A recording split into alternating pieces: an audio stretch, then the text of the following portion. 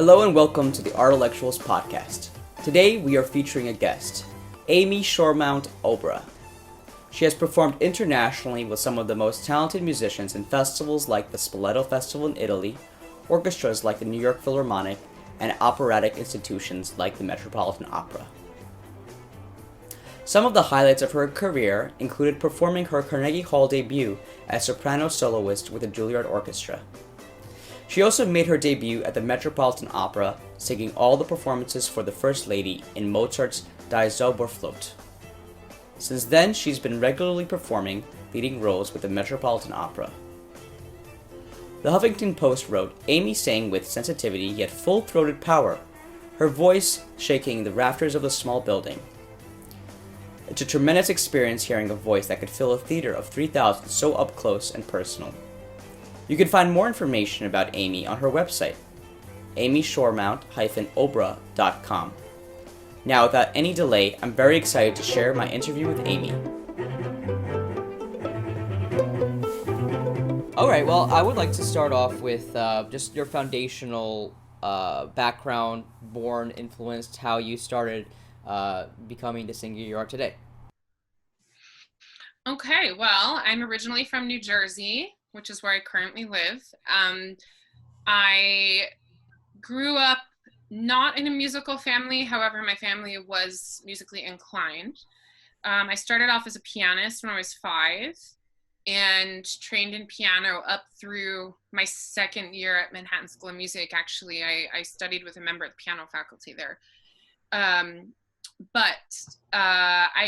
grew up as a pianist and also performing a lot in musical theater and just kind of getting used to being on the stage. Took a lot of acting classes when I was a kid and stuff like that.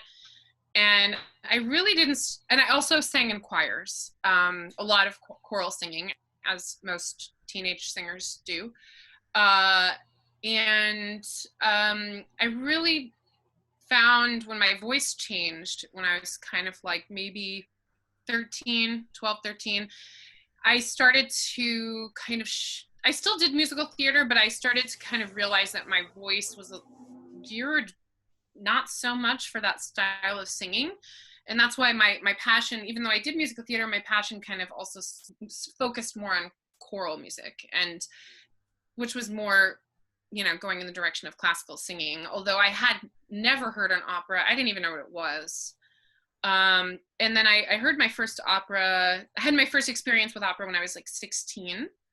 And that was through a program which is unfortunately no longer funded and is extinct from the arts culture in New Jersey. But that was the New Jersey Governor's School of the Arts, which at the time they took 12,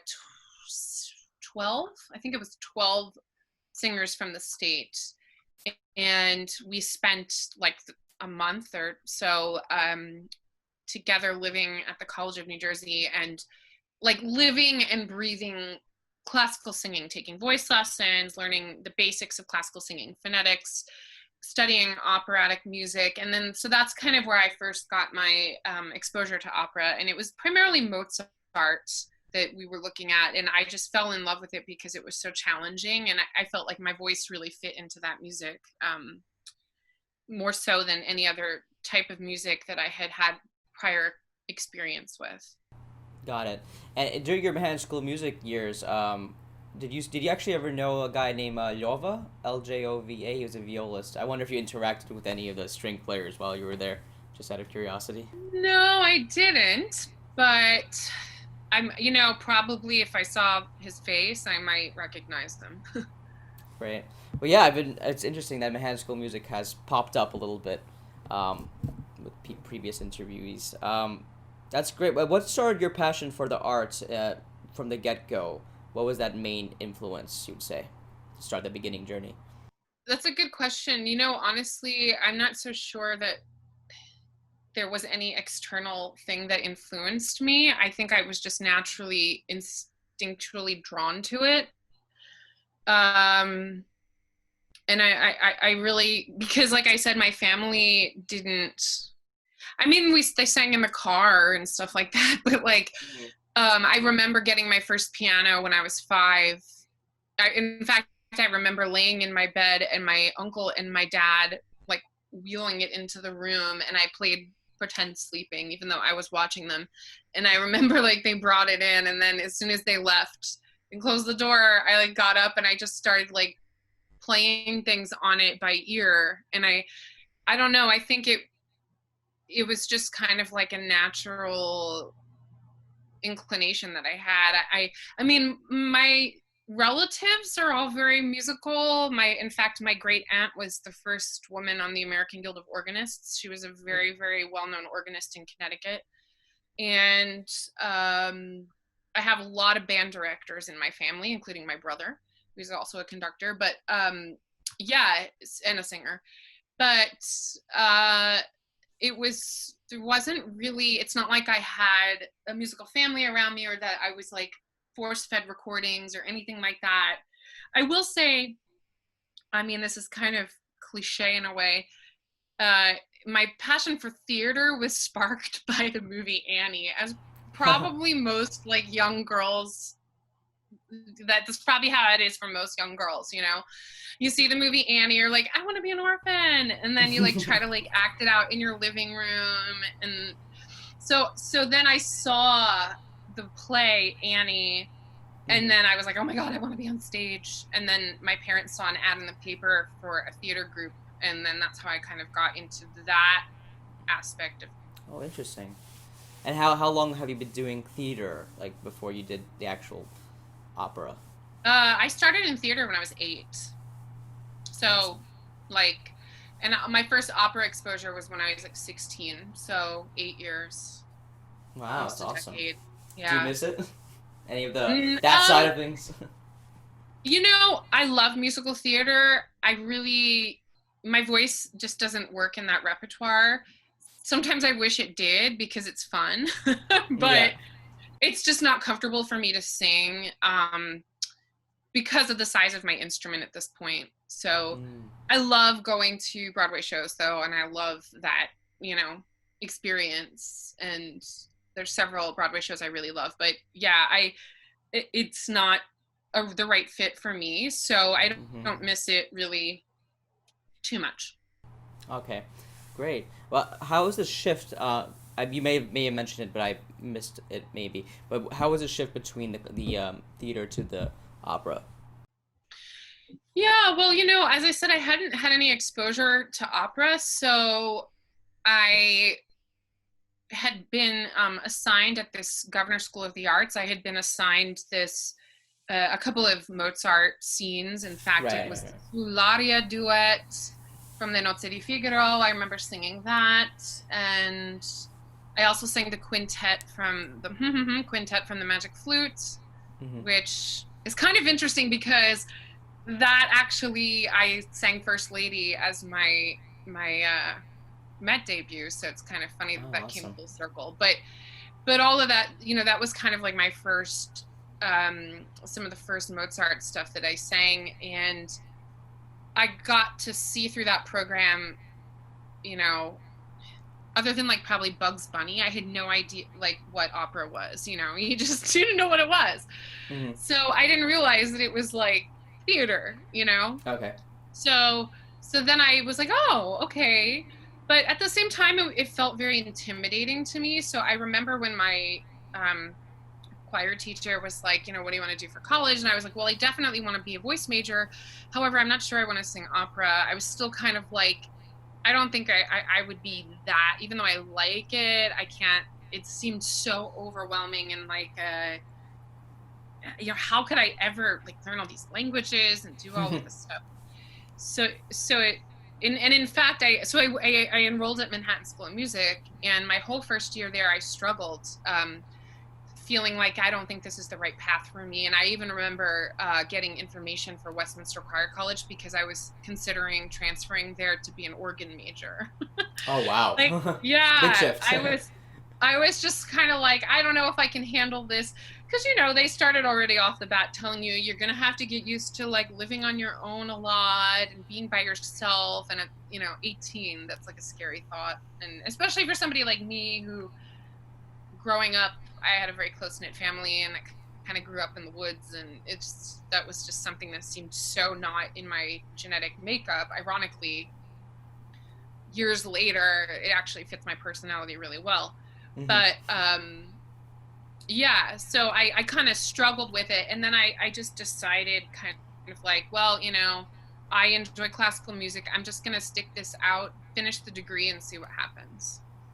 Awesome. And what was the trajectory from then, from finishing the degree to now? I'm sure there Yeah, were ups and downs along the way. We'd love to hear about that. yeah, definitely. Like from the degrees all the way to now. Yeah, that's a long story. Oh yeah. Okay, so We could do a little I'll condensed try to make version. it short. Well, I finished my bachelor's degree, and at that point, I kind of thought, I kind of like this opera stuff. I'm going to stick with it. So I ended up going for my master's. I did that at Manhattan School of Music also.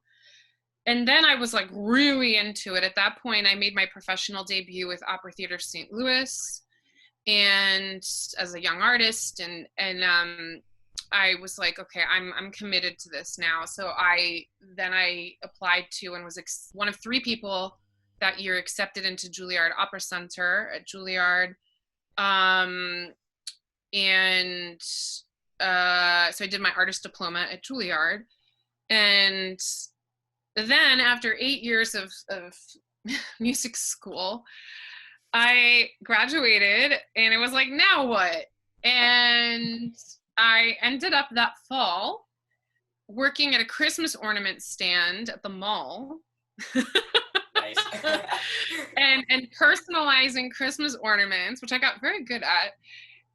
Making like $7 an hour was horrible, and Wow. it might have even been less at that point. It was really bad pay. And then I also got a job teaching vocal pedagogy to a group of instrumentalists, non-voice majors at the College of New Jersey, which is actually where the governor's school program actually had been. They knew I had graduated, and they asked me to join the faculty. And so I was like 26, and I was like teaching college.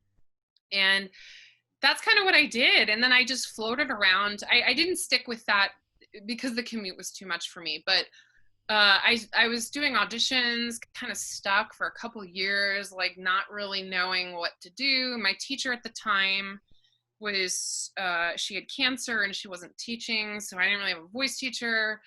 And then I met a coach who kind of helped kick my butt.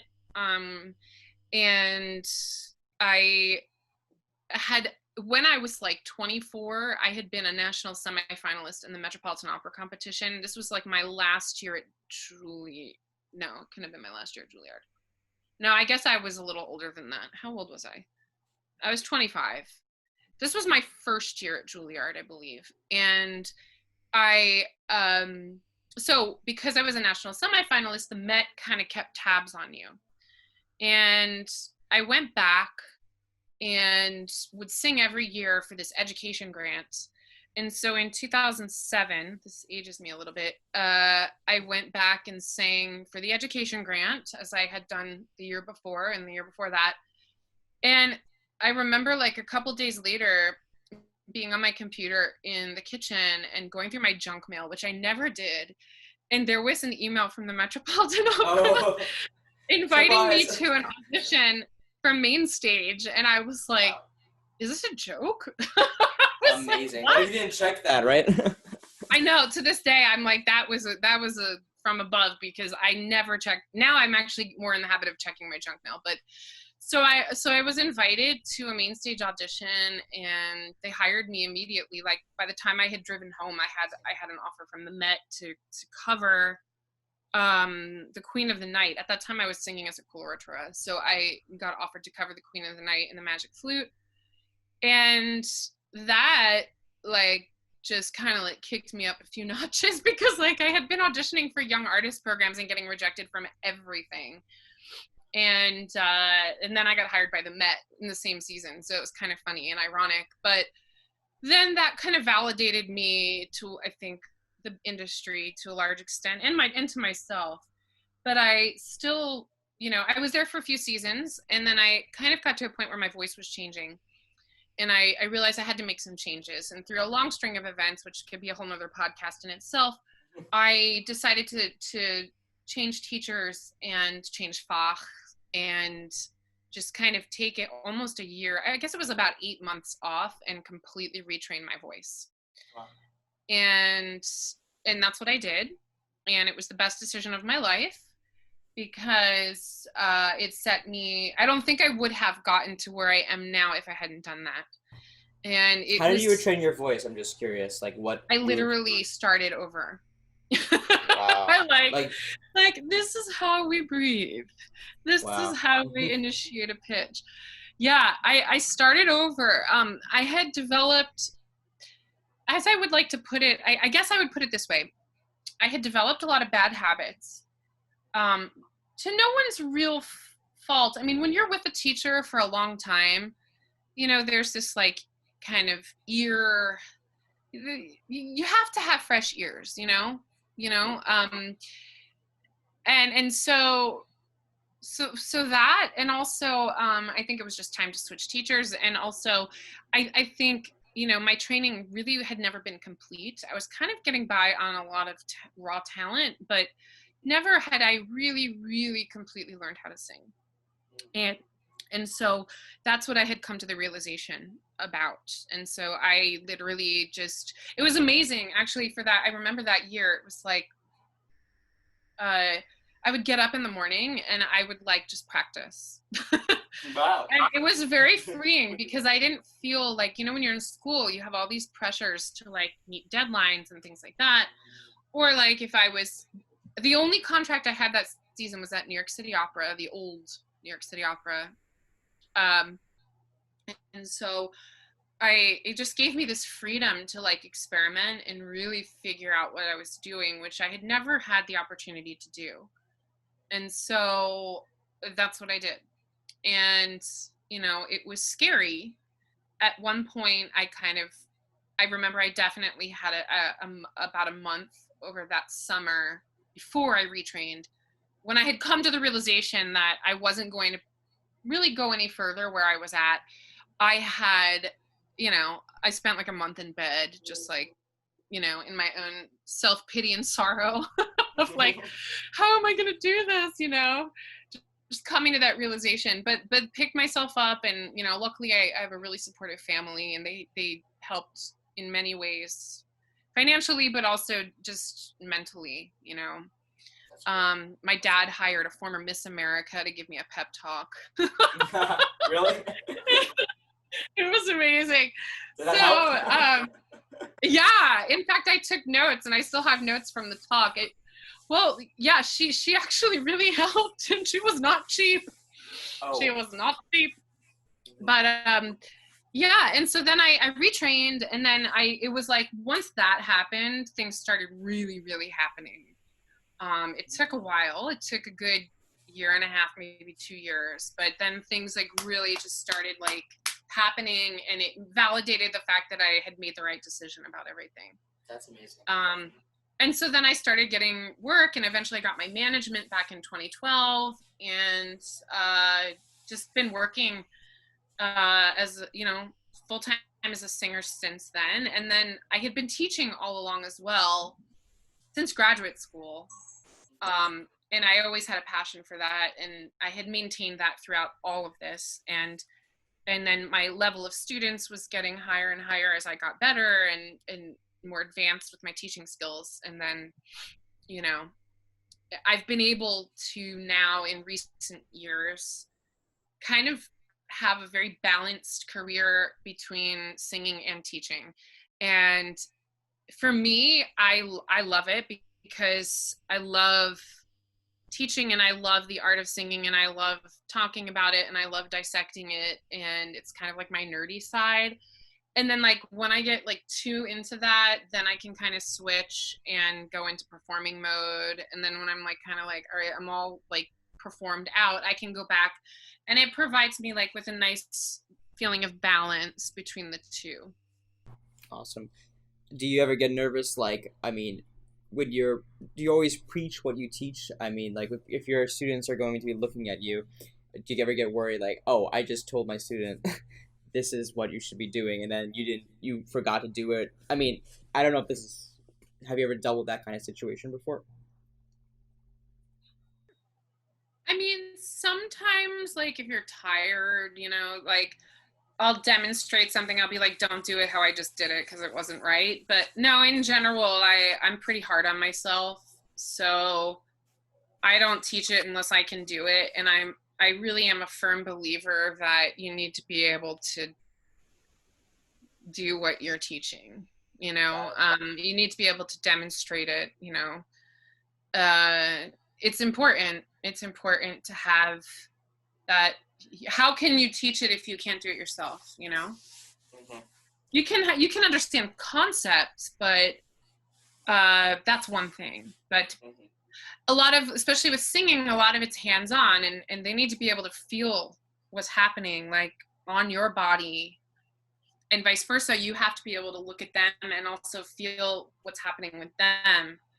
So, and that really can't happen unless you can do it yourself. So yeah, but I mean, if I'm tired or something, sometimes I'll be like, yeah, don't do what I just did. I didn't do that right. But I don't, Right, right, right. I'm human, so I'm not going to be perfect all the time. Got it. You mentioned earlier about like deadlines, and you said that you felt when you were more free in terms of time, you were able to do better. But how do you deal with it when you're stuck but on a deadline? Yeah, well, I'm at a point now technically where I don't need as much of that time to figure things out. And if I feel like I do, I make sure I just give it to myself. So I feel like I'm kind of completely in control of things. And if I find that something's going to be too much for me to take on, I'll turn it down. Like, I just won't do it. I have done that, like, where I'm like, I'm coming off of another engagement. I'm not going to have time to prepare that. It's going to be too stressful for me. I'm not going to do it. And that there's a lot of power in being able to, like, do that, like, when you know your limitations and you know what's going to work for you and what doesn't. And I realize that's not always, sometimes you need the money, but I'm at a point now where I would rather it's quality over anything else, and if I, and my own sanity over anything else. So if I feel like those things are going to be compromised, I won't do it. And uh yeah, I guess that, hopefully that answers that. Yeah, absolutely. And so now with the situation, you just mentioned you just got off a lesson, so you're doing a lot of teaching these days, I'm assuming. Um, Yeah. how how is this pandemic affecting your schedule now? I'm sure you've been going like crazy before, traveling everywhere, so it's a big Hmm. shift. I would imagine. Yeah, well, like, for instance, 2018, I was gone half the year, 26 weeks, basically. And so, like, when you're kind of living that lifestyle, then to just going 100% at home, it is a big adjustment. The adventurous side of me is, like, itching to get out of here. um, I feel fortunate in that because I have been teaching for quite some time and I'm established in it, that it's given me a way to keep earning income and during all of this. That being said, all of my singing engagements have been canceled, and that's been, obviously a financial strain, but even more so for me, a mental strain, to be honest with you, just because, as you know yourself, like, when you have all these things you're looking forward to, and like, I had a Beethoven 9, Turandot, which actually got rescheduled to September, and I'm still hoping it works out. It's my first time singing the role. And a bunch of other concert engagements. Like, it's sad, Yeah. so there's been a lot of just, like, mental, like, just dealing with that and the grief that comes along with losing all of that, and also just kind of trying to think, like, how are we going to, like, move forward. I know it'll work out. Been on this planet long enough to know that this is just a little bump in the road, maybe a little bit bigger than a little bump, but luckily, I have been established as a teacher. So, and what's interesting is that I've been associated with a couple of summer programs over the last couple of years. One of which is a Juilliard sponsored program, which takes place in Orlando, and it's for young singers. and I'm on the faculty, and I've met a lot of singers, teenage singers from all over the world through that program, and they're very high level. And, you know, this pandemic is worldwide, so they're all stuck at home as well. And normally I would teach these students, like if they'd come to New York for a week. In fact, I've had several of them come to New York for a week, and one actually flew me to China back in December, and I worked with her there for a month, for like 7 days, 8 days. Yeah, but I've never worked with them online because, you know, I mean, like up until this pandemic, the thought of teaching online was like blasphemous to me. Like, you know, I was just kind of like, no, I would never, ever do that. And no, I'm like, you just don't go there. And then I even remember the first online lesson I taught, like back in March, I cried afterwards. I was like, there's no way you can do this. I like literally had to go on a walk and like calm down. I was so like just depressed. Like, this is so against my principles. But, you know, as us musicians have for so long, we adjust, we make it work. And luckily, a lot of these students, especially from this Juilliard program, have actually been requesting lessons on Zoom, which they wouldn't have requested if this hadn't happened. So I've been really fortunate with that I've not only my private studio, and of course Brooklyn College went online as well, you know, but my private New York studio, but I've also been working with some of these students from international, you know, from like Mexico, Romania, South Africa, things like that. So it's been a blessing for sure. Great. Do you think that you'll be continuing some of these lessons in some respect once this is over? Yeah, I think so. It's interesting. It's a good question. I think it's definitely changing the landscape. You know, one of the big issues I always had was like when I would go away for a gig for a month, 5 weeks, 6 weeks, you know, all of my lessons would have to stop, like at Brooklyn College, for instance. And then I would have to go back and do like double time, like twice a week, go to Brooklyn. And I always felt bad for my students that I would be gone for, you know, that long of a period. So now I think it's making all of us realize that, you know, like I have a keyboard that I bubble wrap and throw in a suitcase and travel with sometimes. It's a cheap thing, but it works. And it's in tune. So it's from the 80s. That's why it's a It works, quality. yeah. It's a quality Absolutely. cheap one. But it's so I can teach now, you know, like when I go on these gigs, I can now teach my studio potentially when I'm gone, which is something I never really thought of, you know, before. So that's one thing. And I think, you know, I think some of these relationships I have with these international students, I think will continue as well in this respect. Great. Yeah. How do you anticipate that the shift for the big companies like Metropolitan Opera and Lincoln Center, do you know any more information regarding how they're going to move forward with this? A little bit.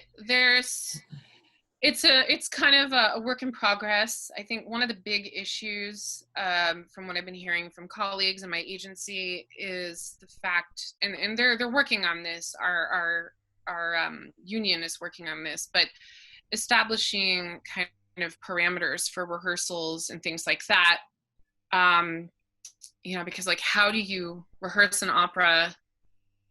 You know, when you're like singing and you're spitting in people's faces, like, how do you do that, you know, in this type of environment? And then there's like, you know, 50, 60 people in a room. And like with this production I have of Turandot coming up, that's a big chorus. That's a big orchestra. I mean, at least I'm the princess and I can kind of stand away from everybody. But I mean, how are we going to do that? I'm not sure.